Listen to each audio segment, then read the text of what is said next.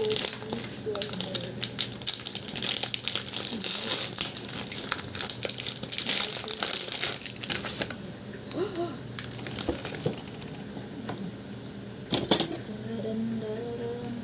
Ilang lutuan po namin ito kasi kailangan malit ito, pwede na po ito na sunod na araw na mga ganito lang kanipis, okay na yan kasi pag masyadong makapal siya halos hindi na maluto. Mga ganito lang sakto lang na sa wrapper. Ayan ang ibabalot na natin sa wrapper, lumpia wrapper.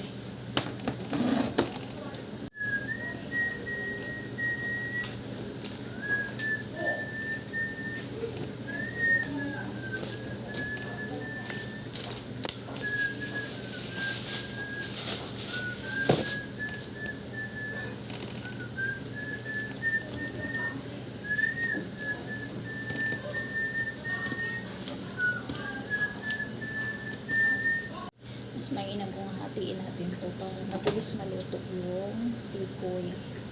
Kasi kapag makapal, mahirap din maluto yung tikoy. Ayan. Ganito lang. Pa-slant natin. Para magkasya yung wrapper natin.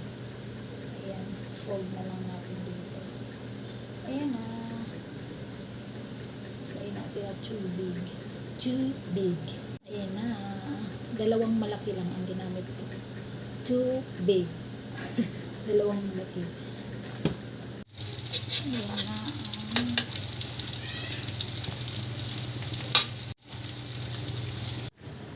Ayan na. Luto na.